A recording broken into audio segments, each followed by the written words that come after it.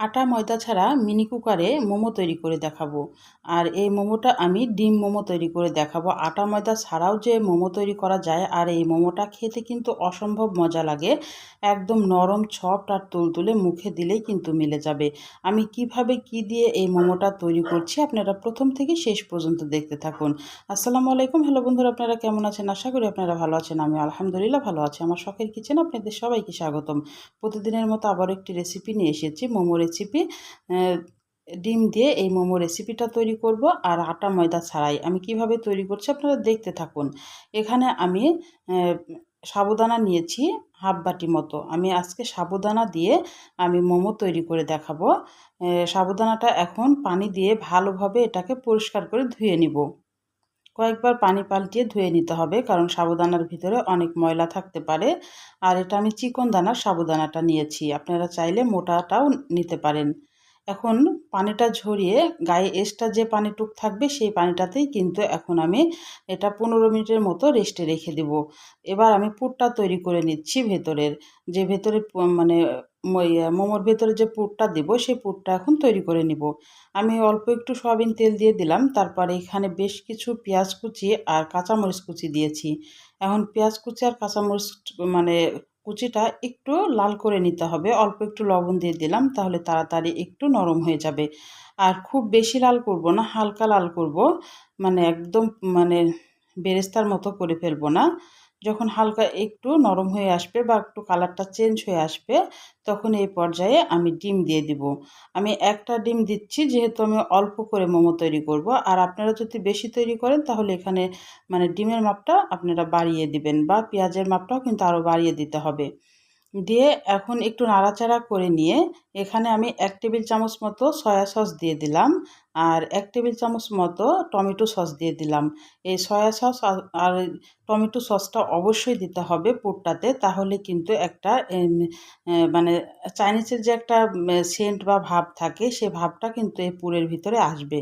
Chinese খাবারের যে মানে ইয়াগুলা থাকে, সেন্টগুলা, সেগুলো কিন্তু আ এই সয়া সস আর টমেটো সসটা দিলে কিন্তু মানে এরকম খেতে লাগবে। আচ্ছা, যাই হোক, এখন আমার পুরটা হয়ে গেছে, আমি এবার তুলে নিলাম। এবার আমি এখানে 15 মিনিট পর ফিরে আসলাম। আমার একদম সাবুদানাটা কিন্তু সুন্দরভাবে একদম মিশে গিয়েছে। এখন হাত দিয়ে এটাকে ভালোভাবে ম্যাশ করে নিব। যদি অল্প একটু পানি পানি ভাব লাগে, তো এখানে আপনারা ময়দাটা ইউজ করতে পারেন। আটাটা দিবেন না, এখানে ময়দাটাই দিবেন। ময়দাটা দিলে কিন্তু মোমোটা খেতে বেশি ভালো লাগবে। আর যদি সাবুদানাতে যদি পানি পানি ভাব না থাকে, তাহলে কিন্তু দেওয়ার কোনো প্রয়োজন নেই। আমার পানিটা একটু বেশি হয়ে গেছিলো, সেজন্য আমি এখানে ময়দাটা দিচ্ছি। নাহলে শুধু সাবুদানা দিয়েও কিন্তু এই মোমোটা তৈরি করা যাবে। এখন আমি মানে ময়দা দিয়ে এখন ভালোভাবে মেখে নিব। আর 1 টেবিল চামচ মতো সয়াবিন তেল দিয়ে দিব, তাহলে হাতে আর লাগবে না, সুন্দরভাবে ডোটা তৈরি করা যাবে। আর এই সাবুদানার মোমোটা খেতে কিন্তু অসম্ভব মজা লাগে। একবার হলেও আপনারা তৈরি করে খেয়ে দেখতে পারেন। তারপরে আমাকে একটা কমেন্ট করে জানাতে পারেন যে আসলে কেমন অসম্ভব মজা লাগে। মানে ঝটপট কিন্তু বিকেলের নাস্তাতে বা সন্ধ্যার টিফিনে কিন্তু আপনারা এটা কিন্তু মানে ঝটপট বানিয়ে খেয়ে নিতে পারেন। আর এতটাই সহজ, খুব তাড়াতাড়ি কিন্তু বানানো হয়ে যায়। শুধু সাবুদানা ঘরে থাকলেই কিন্তু, আর ডিম তো সবার ঘরে থাকে, আর পেঁয়াজ মরিচ তো থাকেই। এটা কিন্তু ঝটপট কিন্তু তৈরি করে খাওয়া যায়। এবার আমি নাস্তাটা তৈরি করে নিচ্ছি। আর এটা দেখতে ভালো লাগে, খাবার তো মানে খেতে তো ভালো লাগেই, দেখতেও কিন্তু অসম্ভব মজা লাগে। ক্যামেরাতে আমার কেমন আসছে আমি জানি না, কিন্তু বাস্তবে কিন্তু এটা একদম কাচের মতো ঝকঝক করে, দেখতে কিন্তু খুবই সুন্দর লাগে। মানে তখন খেতেও কিন্তু মন চায়, এতটাই ভালো লাগে দেখতে। এখন আমি হাতের তালুতে একটু ডো নিয়ে একটু রুটির মতো একটু চ্যাপ্টা করে দিলাম, তারপরে মাঝখানে পুরটা দিয়ে আমরা যেভাবে পুলি পিঠা তৈরি করি সেম সেভাবে করব। কারণ এখানে মোমোর শেপটা ওইভাবে দেওয়া হবে না, কারণ আমার ডোটা একটু নরম হয়ে গেছে। যদি ডোটা আপনারা শক্ত করে মাখতে পারেন, তাহলে মোমোর শেপটা কিন্তু আপনারা দিতে পারবেন। আর আমি এভাবে পুলি পিঠার মতো করে এভাবে শেপটা দিয়ে দিচ্ছি। তারপরে আমি এই যে মিনি রাইস কুকারে যেহেতু এটা বসাবো আমি মিনি রাইস কুকারের যে ঝাঁঝরিটা আছে সেই ঝাঁঝরিটাতে কিন্তু হালকা একটু তেল মেখে নিয়েছি।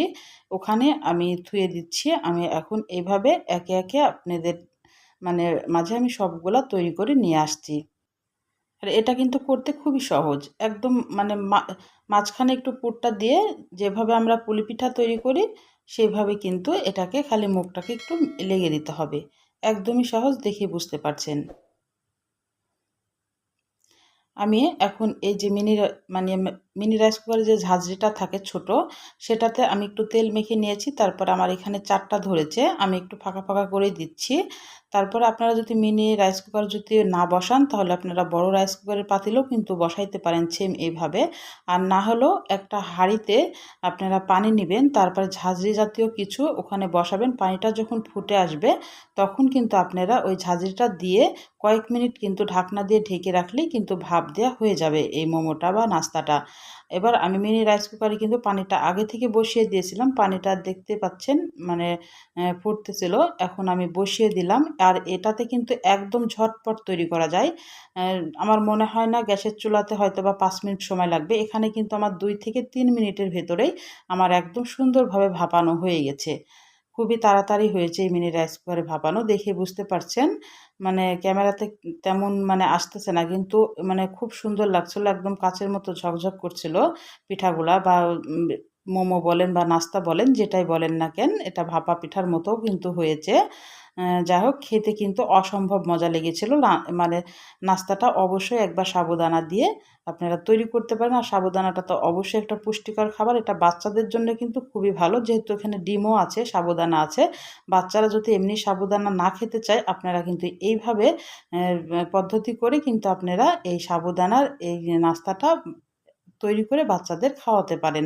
তাহলে যদি আমার রান্নার কোনো অংশই আপনাদের ভালো লেগে থাকে, অবশ্যই লাইক দিয়ে রান্নাটা দেখা শুরু করবেন। ছোট্ট একটা কমেন্ট করে জানাবেন আমার রান্নাগুলা কেমন লাগে। আর পাশে থাকা বেল আইকনটা প্রেস করে দিবেন। আমি যখন এরকম রেসিপি আপনাদের মাঝে হাজির করব, আপনাদের কাছে যেন হবে ভিডিওটা চলে যায়। আপনাদের একটা লাইক, একটা কমেন্ট কিন্তু আমাকে অনেক উৎসাহ করে। আমার হয়ে গেছে নাস্তাটা। আমি একটু টমেটো সসের সাথে আপনাদের একটু খেয়ে পরিবেশন করে দেখাচ্ছি ভিতরটা কেমন হয়েছে। দেখে বুঝতে পারছেন আর নরম সফট। তাহলে আজকের মতো বিদায় নিচ্ছি। আল্লাহ হাফেজ।